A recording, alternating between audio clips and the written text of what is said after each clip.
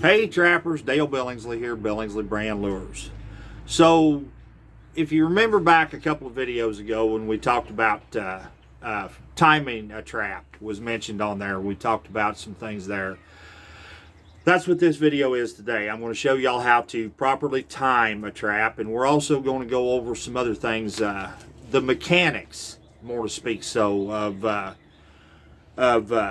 foothold traps, the coil spring and the double long spring both, and how important the mechanics are. And this is just my opinion. It's my belief. Nothing of it's chiseled in stone by any stretch of the imagination. I don't want anybody to think that they are. These are just some observations that I've had through the years of running traps and handling traps, and hopefully I can maybe clear up some of the muddy water for y'all as we go along here. So stay with me, guys. We'll be back here in just a minute and we'll get things rolling. All right, guys. So this is one of my old Northwoods number 3s double coil trap. Probably one of my all-time favorite traps for beaver and kite work. Works phenomenal on a red fox. You just have to bury them a little bit deeper or raise the pan so that it sets not level, and what that'll do is make the trap fire before the fox gets his paw clear down in, and I'll show you that here in just a minute. So we're going to adjust this trap and we're going to time it. You want to time it so that when the trap goes off, the pan is at least somewhere around 1/4 to 1/8 of an inch off of the base. Now what that's going to do is going to allow that pan to drop clear to base. It's going to result in a higher catch on a coyote or a beaver or something of that sort.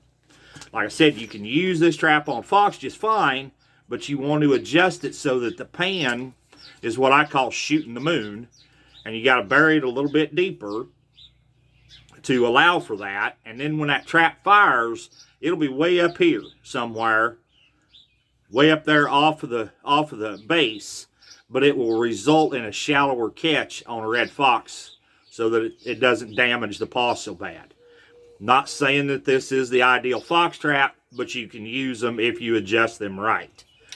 So the first thing I do is take just a flat file, and I start filing on that dog notch. I don't want a night latch file in my traps, okay? I don't like them. You're going to find out the more you run them, the worse they are for you as far as properly tuned and properly maintained trap. Now, I know a lot of guys run them, a lot of guys like them, and that's fine and dandy for them. For my personal use, I don't want them anywhere around me. Not on dry ground traps anyway.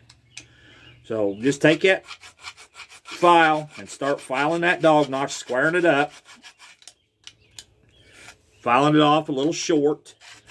I don't mind a short throw on a trap, but I don't want a night latch in there. Then I take the file and I square up the end of the dog a little, make sure that it's going to sit in there nice and flush and flat like it should. Okay, now that's, I don't know how well this is going to show up in the camera, guys, but I'm going to try. You can see that that's filed off, not terribly short throw, but pretty short at that. Set our trap.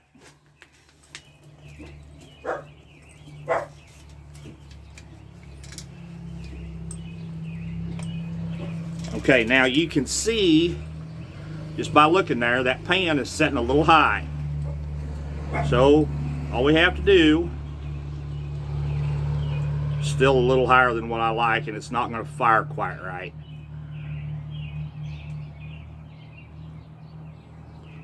A little more creep in it there than what I like, but that's okay. So we've thumbed it down, and don't be afraid to do that. Don't be afraid to thumb that trap down. You don't have to file a night latch in there. You don't have to shorten up the trigger, the dog notch, if you don't want to. You just thumb it down to where that trap is now sitting level.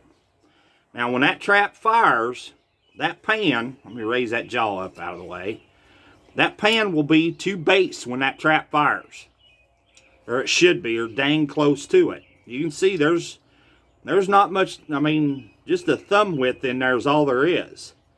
Now I've got pan tension on it. I run between 3 and 3.5 pounds of pan tension on my predator traps. I want 5 pounds on my beaver traps, somewhere between 4 and 6.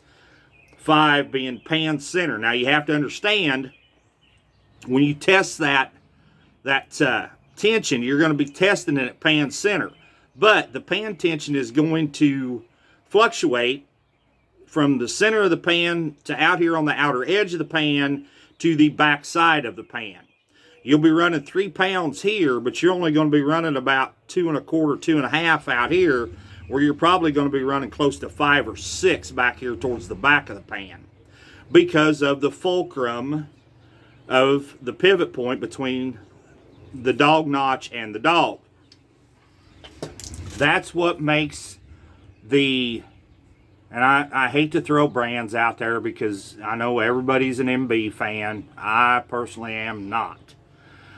That's what makes the MB 650 such an inferior trap, okay? Because of the fulcrum of the pan. 50% of that pan, from the stamping in the middle of the pan back to where the dog jaw would be on a normal dog trap, back here, that pan is dead. That animal can step anywhere he wants back here, and he will not fire that trap. If you don't believe me, if you own some of them, just test them and see, and you'll see exactly what I'm talking about. Now, if he steps in the center, or if he steps out here on the outer edge, it results in a very deep catch with that trap. But I get tired of having tracks on a pattern and no animal standing between the jaws. I don't know about y'all, but I like to catch. I'm not out here to get track soup. All right? Took me a little while to figure out what the heck was going on with them traps when I first got them, and it didn't take me very much longer to get rid of the damn things, because of the tracks on the pattern, but nothing between the jaws. No fur, no throw traps, no nothing. They were stepping back here on the pan instead of out here where I needed them. Now, the ones that did step out here, you can bet your bottom dollar they were caught and they weren't going anywhere. But it's because that fulcrum of that pan is on a 90-degree bend, okay?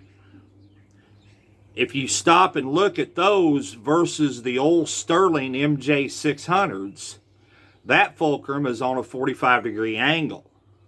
Makes a huge, huge difference of where that pan falls, okay?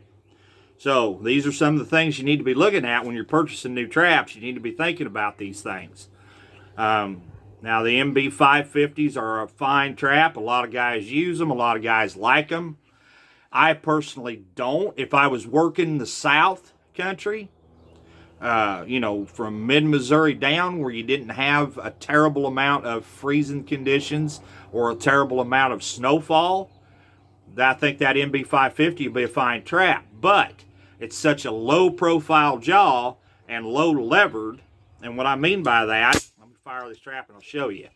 If you look at where the levers come to on this trap versus where they would come to on an MB 550, they are when that trap is fired, they're clear down here by the corner of the jaws. Now, you take your 550 and you put your thumb in it, because that's about the width that jaw will be open when a coyote's paw's in it, is about like that. And then you look at where those levers are, and then tell me how much of a greater trap they are. I understand if some of you guys are restricted to size jaw width or jaw spread. You're limited to, say, a 1 3/4 or a number 2 trap, and I understand that. I get that completely.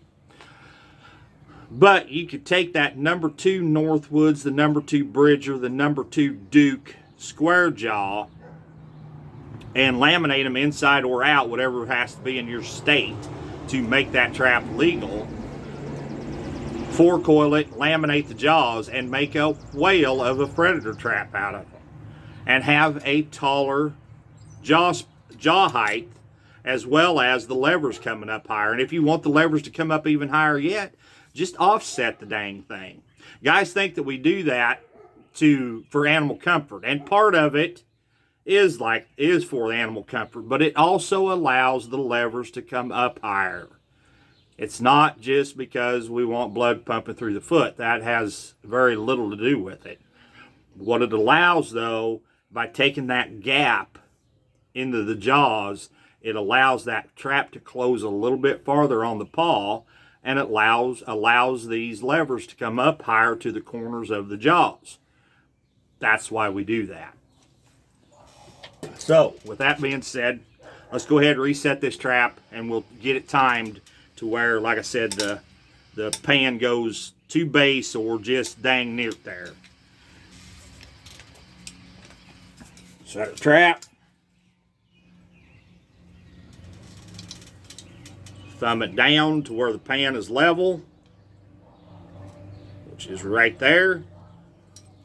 Raise this jaw up for you, so maybe you'll be able to see at the time when the trap fires.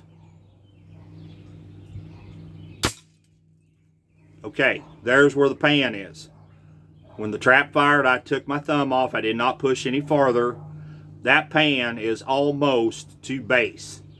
That's very important. That's what I mean by timing a trap. That's what you have to do. And I don't care if it's a big trap like this. I don't care if it's a 1.5. What it is, you need that pan to go clear to base.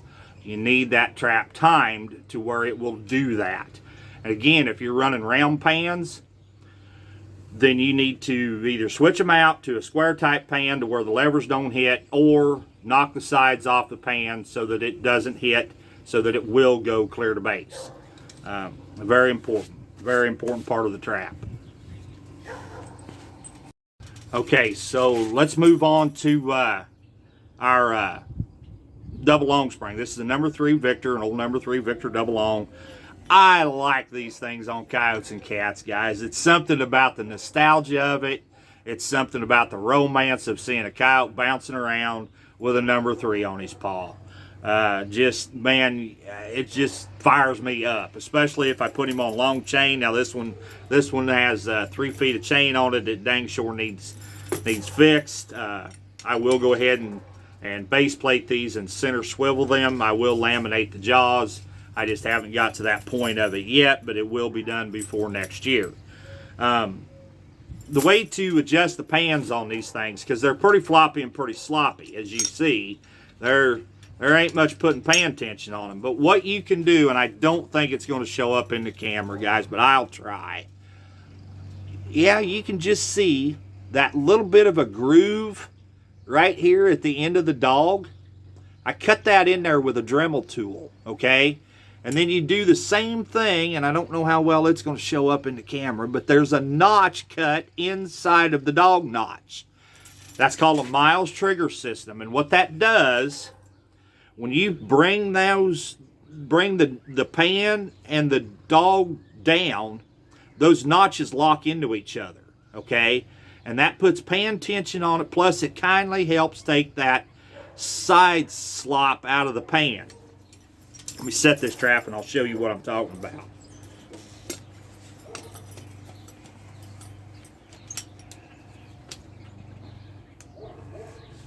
Okay. And you see that pan sits pretty high right at the moment. And you can see, I think maybe, there's some wiggle and slop in the pan back and forth this way. So what you do is you bring it down, and you can't hear it, but you can feel. You can feel those 2 notches come together. Now, number 1, our pan is setting pretty level, and number 2, still got some side slop, don't we? So what we're going to do to fix that, we're going to drag out my trusty piece of railroad iron here that I used to hammer ferrules on with for snares, and our BFH. And in case none of y'all know what a BFH is, it's a big friggin' hammer. And we're going to hit right here where the hump is in the frame where the pan connects. we're going to whack that a pretty good lick. Now, number one, what that does is it puts pan tension, helps put pan tension on it. But number two, it takes some of that side slop. And I need to go a little bit more. Okay, now I have hit it just a little bit too hard. A little much, maybe not. We'll set it and see. If you do hit a little hard, then you have to go back here and you have to hit it to spread it back out just a little bit. It doesn't take a whole lot sometimes to make that happen.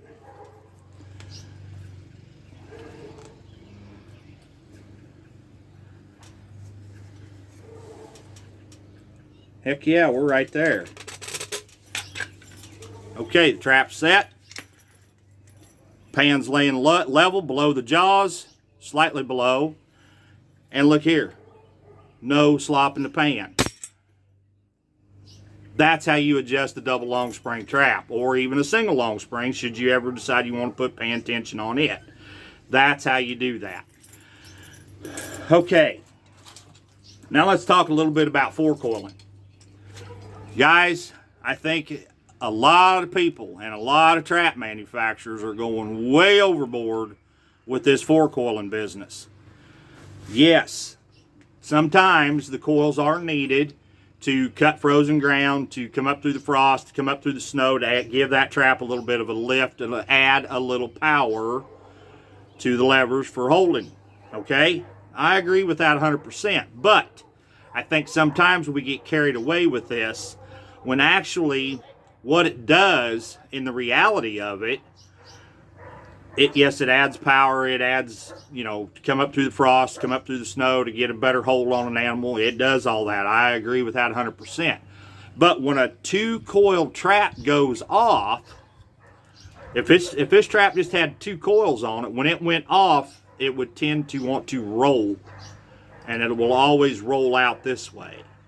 Now, by adding the 4 coils to it, and you can see those are factory, those are light coils, almost like J.C. Connor's Taos lightning springs.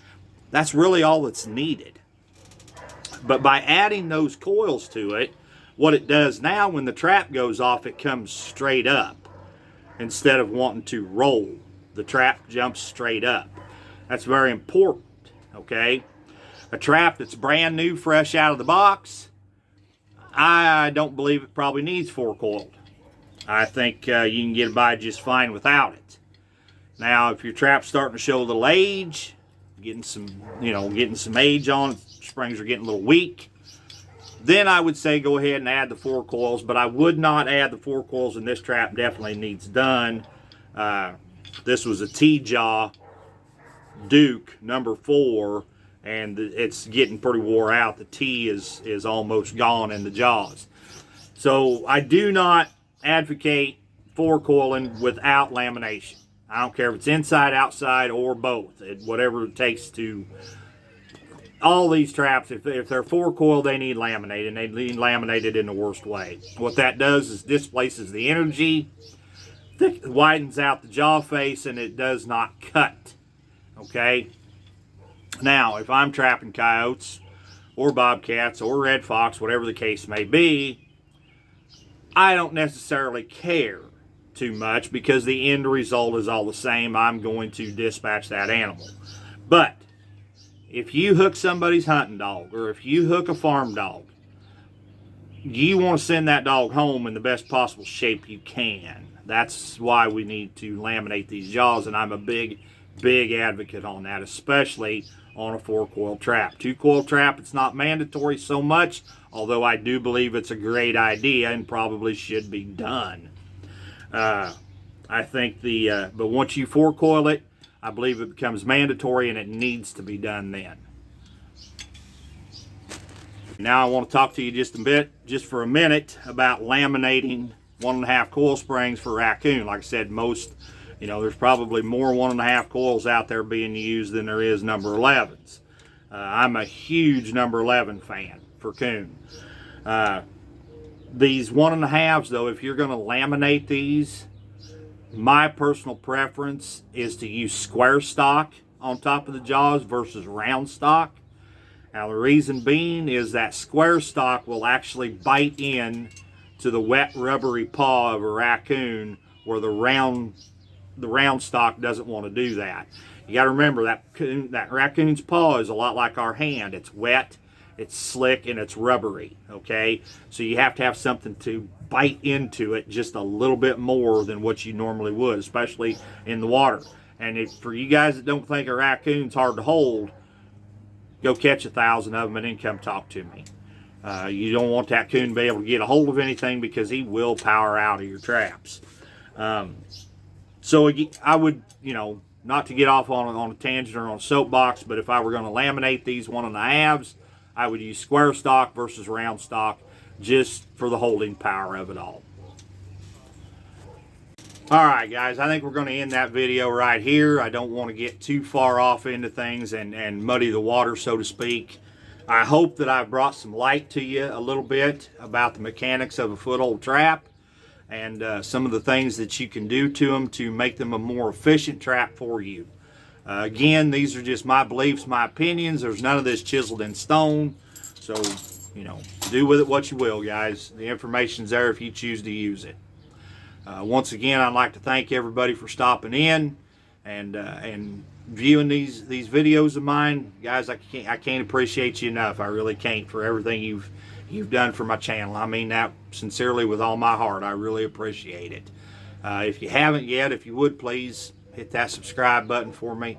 Hit that thumbs up, hit that notification bell, and share these videos. It does a whole lot, not only for my channel, but all of the outdoor channels that are on YouTube. It shows the algorithm that you appreciate this. It shows YouTube that you appreciate this kind of content and that you'd like to see more of it.